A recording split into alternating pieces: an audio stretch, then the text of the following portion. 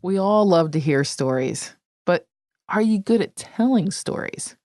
I know I still need some work in that area. I think that the better we tell stories, the better we're able to connect with people, both in our personal and our professional lives. So today, I'd like to tell you how you can hook people into your stories. I recently received an email from a listener. In fact, I've mentioned this email a couple times because it spawned a few episodes.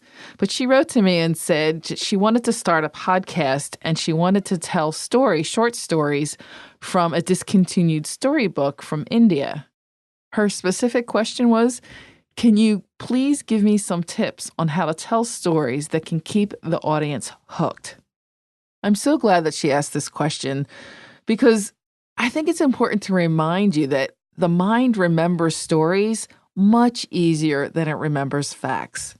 Stories are engaging. People listen on all kinds of levels. It creates mental images. It stimulates our memories. It generates emotional responses. And that creates a bond between the storyteller and the listener. And stories are a crucial part of every culture.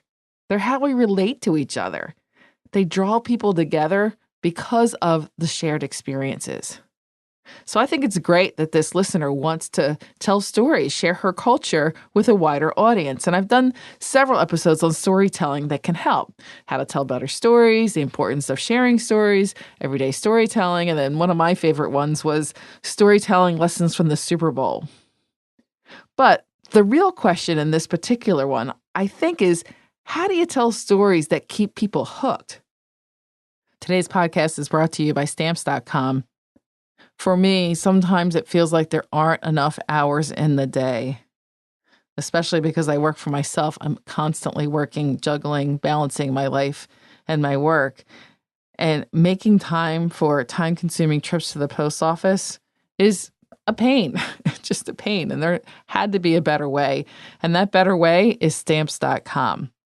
With Stamps.com, you can get the postage that you need literally the instant that you need it. You can buy and print official U.S. postage for any letter or package right from your computer and your printer. It's really quick and it's really easy, and it saves you money too because it's just a fraction of the cost of one of those expensive postage meters. Plus, you can get special postage discounts that you can't even find at the post office. I recommend Stamps.com because it's super easy to weigh packages, create labels, and it's particularly useful for international orders. And by the way, the customer service is great. Right now, Stamps.com has a special offer if you use my promo code SPEAKER. It's a 4-week trial plus $110 in a bonus offer that includes postage and a digital scale. So get started with Stamps.com today. Within minutes, you'll be printing postage right from your desk. Go to Stamps.com.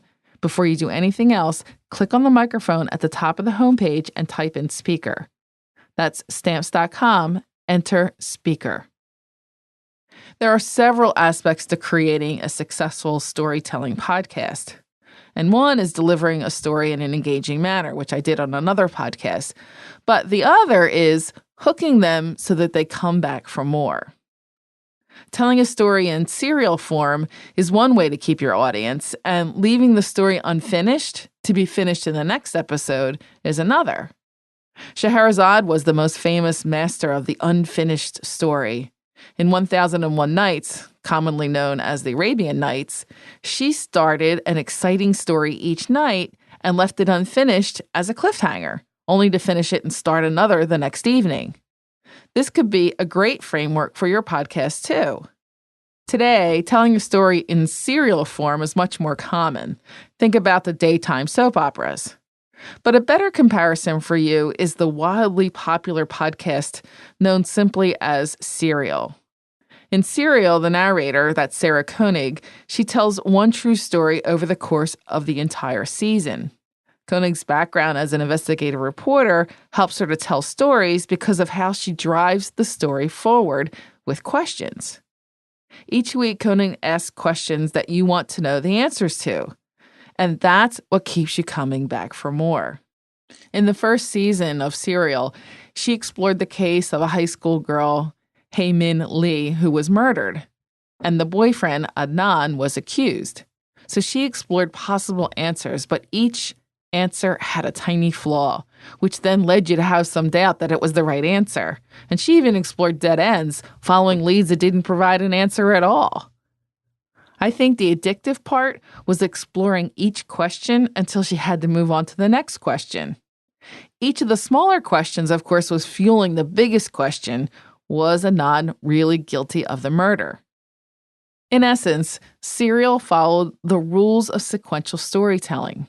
Each week, questions were asked, questions were answered, then a new question was asked, leaving each episode with an element of cliffhanger suspense, not unlike Scheherazade.